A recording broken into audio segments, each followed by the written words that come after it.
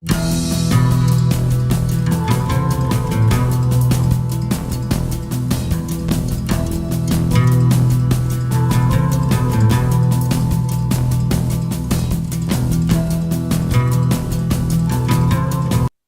are about to hear a telephone conversation between a man and a woman about a rental property. First, you have some time to look at questions 1 to 7.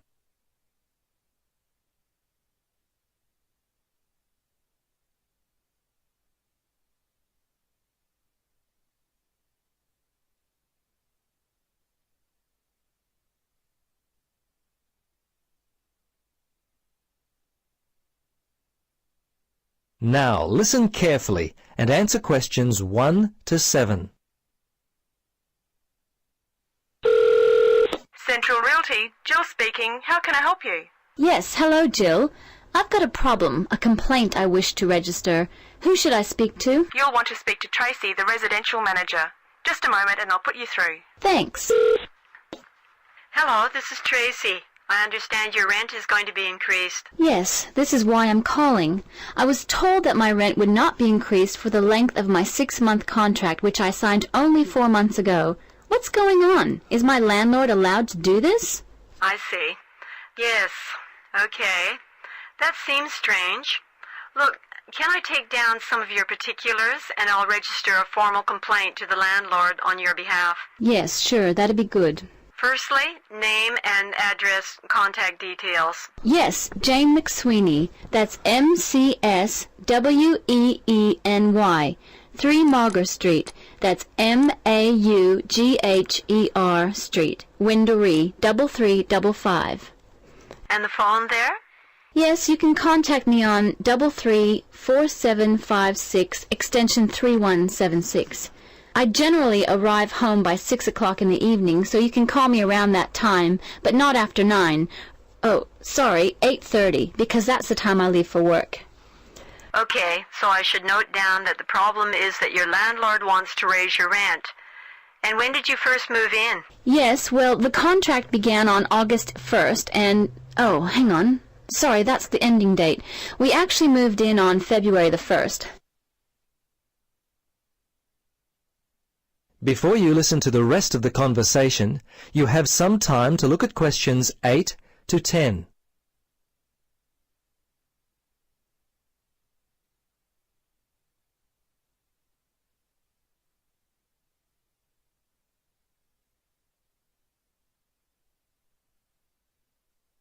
Now, listen carefully and answer questions 8 to 10.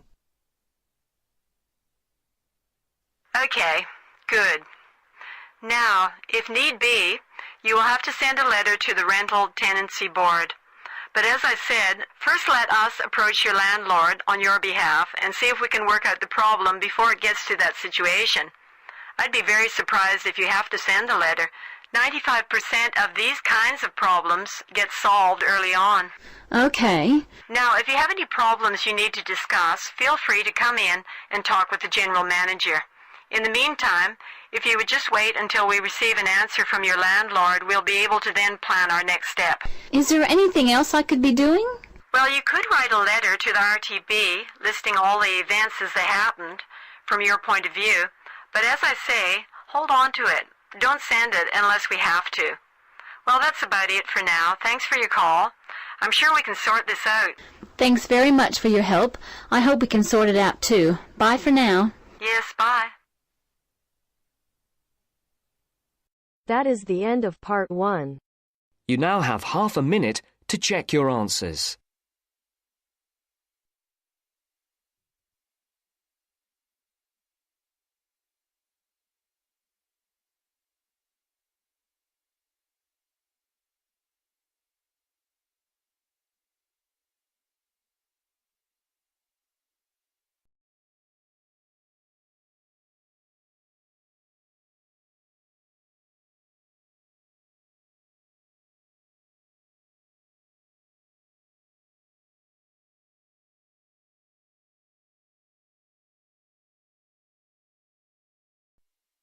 Now turns to part 2. Part 2. 2. You are going to hear a talk given by an international student. First, you have some time to look at questions 11 to 16.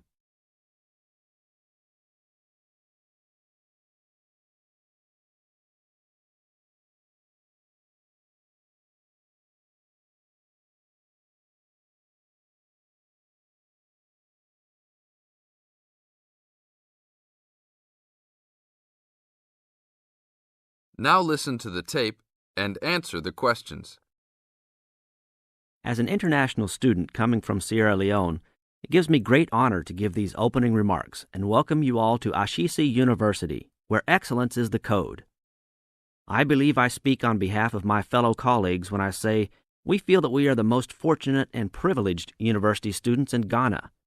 You may ask, what is the basis of such a conclusion? And I will simply say to you, in which other tertiary institution in Ghana do you find the same level of IT infrastructure and facilities available to students?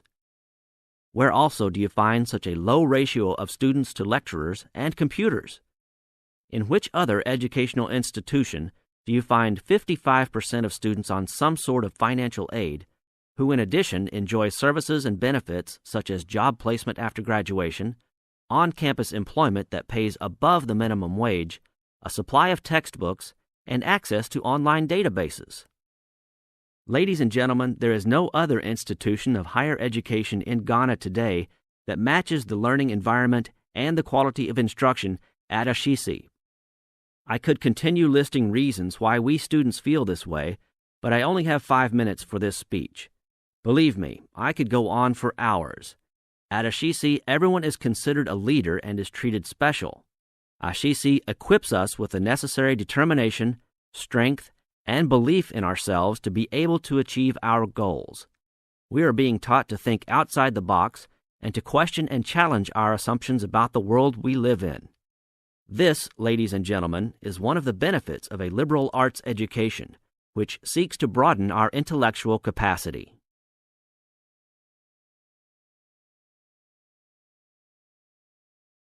Now look at questions 17 to 20.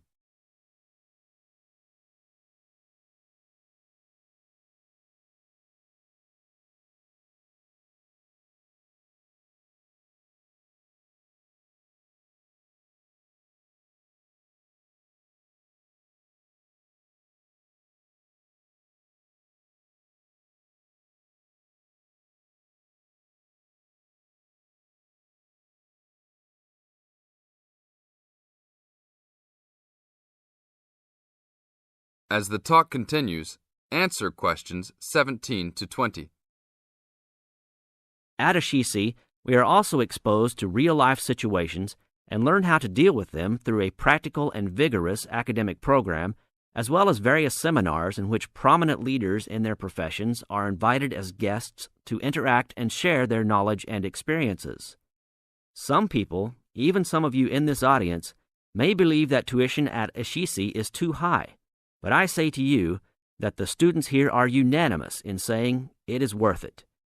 Not because we all come from well-to-do families, but because when it comes to one's education, you need to aim at getting the best from the right place. One's education defines who you are and what your perception of life and society will become. Ashesi offers us a top-quality education which meets high international standards. This is due to the strong linkages the school has established with 3 of the very best schools in the United States, namely Swarthmore College, which is ranked as the best liberal arts school in the U.S., UC Berkeley, and the University of Washington. In addition, Ashesi has recruited an excellent faculty consisting of lecturers from various countries, including Ghana, the UK, and the United States. These lecturers are among the best in their respective academic fields. I believe this is the school's greatest asset, a strong and knowledgeable team dedicated to achieving successful results from their students and who also love their job. I would like to end with a personal message. My fellow students, because we are among the most privileged in our society, we should take responsibility for our own destinies, make our parents proud, and create a legacy for those that follow us and Africa as a whole.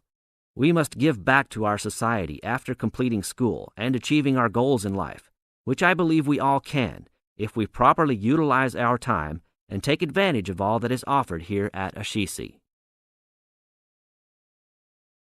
That is the end of part 2. You now have half a minute to check your answers.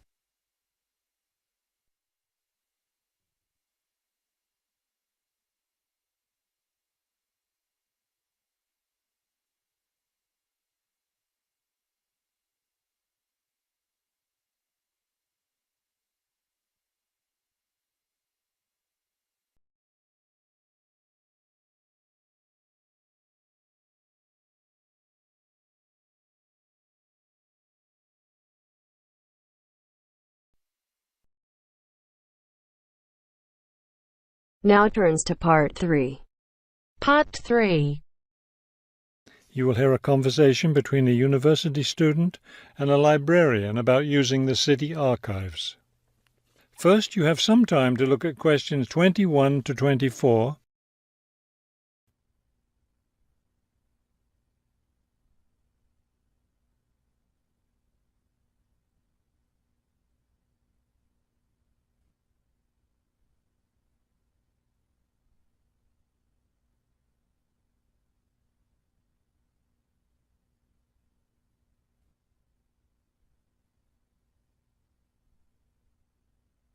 As you listen to the first part of the conversation, answer questions 21 to 24. Hello. I was wondering if you could give me some information about using the archives? I'd be happy to. Are you a resident of the city? Actually, I live just outside the city, but I study at the university downtown. That's fine. All you need to do is show your university identification card, and you can use the archives at no charge, as long as your ID card is current, of course. Yes, it's valid. So I don't have to pay anything? No, city residents pay an annual fee, but students can use the archives for free. Everyone else needs to get special permission from the director, but that doesn't apply to you, of course. Oh, good. I was also wondering about the schedule. I have classes every day, Monday through Friday, and I also have a part-time job, so I could really only use the archives on weekends. That's not a problem at all. We're open all weekend. Actually, the only day we're closed is Monday, so you can come any day, Tuesday through Sunday. Are you open in the evenings? Yes, we're open from 9:30 in the morning until 8:30 in the evening. That will fit my schedule well. Before you hear the rest of the conversation, you have some time to look at questions 25 to 30.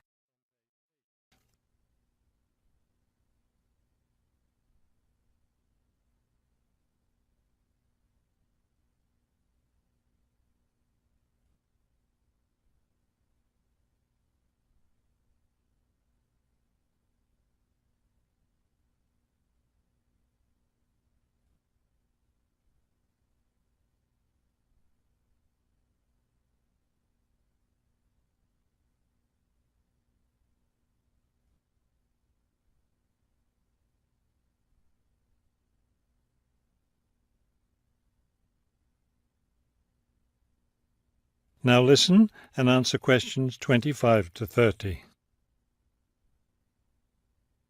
Is there something else I can help you with? Yes. One thing I'll be needing to see for one of my class projects is old photographs. Do you have photographs of the city in the 19th century that I could look at? Yes, we store all the photographs in the basement. Those stairs over there will take you down to the photography collection. Just tell the librarian there what you're interested in, and he'll help you. Those would be 19th century photographs? Yes, the entire collection is there. Now, if you're interested in seeing documents from the 19th century, those are right here on the ground floor. I would like to see some of those documents. Does that collection include newspapers too? No, all the newspapers from the earliest ones in the 18th century up to the current time are on the second floor. Here, let me just give you this map of the archives, and you'll be able to find whatever it is you need. Thank you. Oh, I see you have a whole room devoted to maps. Yes, on the third floor. That's great, because one thing I need to do is look at how the city has developed over time. I'm sure you'll find a lot of helpful information there. Of course, some of the maps are several centuries old, so generally visitors are only allowed to see photographic reproductions of them. That shouldn't be a problem. What's this on the 4th floor? Ogden's Woolen Mill. As I'm sure you know, Ogden's Woolen Mill was the major entity responsible for the growth of this city in the 19th century. The Ogden heirs gave money for the archives to devote an entire floor to information about the history of the mill. Will I be able to find information about the Ogden family there? Photographs, personal papers, things like that? Probably the family photographs are stored downstairs in the photography collection. The personal papers would be on the 5th floor, where we keep all the personal papers of famous residents of our city. Thank you so much for your help. I'll be able to do a lot of my research here.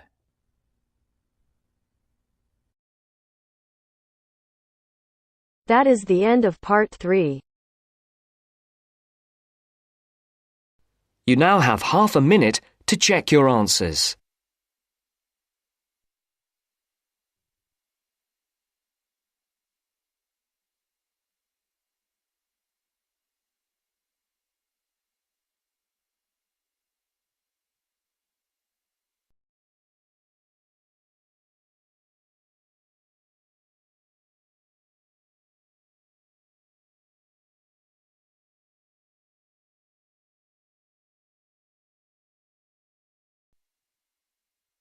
Now turns to part 4. Part 4. You are going to hear a lecturer giving a talk on a type of fundraising for business called crowdfunding. First, you have some time to look at questions 31 to 40.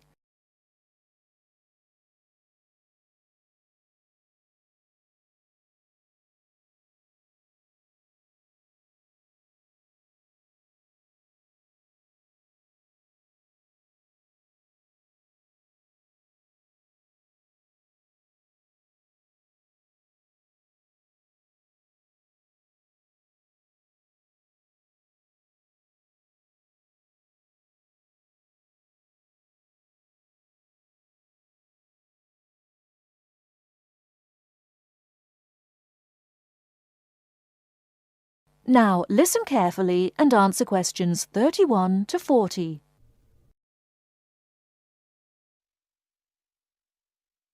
Good morning, everyone. Today we're continuing our look at funding opportunities for small startup businesses. The emergence of social media has given companies the ability to connect with fans and potential customers directly. On the back of the growth in social media, a model of raising finance has emerged known as crowdfunding. This revolutionary way of raising finance began with micro-lending in the 90s. More recently, an equity-based model has emerged that allows people to invest directly in a new company. We're going to examine this in more detail later, but let's turn first to a third model, which I'll term a fan-based model. With this model of crowdfunding, individuals are encouraged to give an amount of money to support the launch of a project or initiative without the promise of any financial return. Instead, there's a reward for donating. This contrasts with the micro-lending model, which would require a return on investment, and the equity-based scheme, which may offer shares.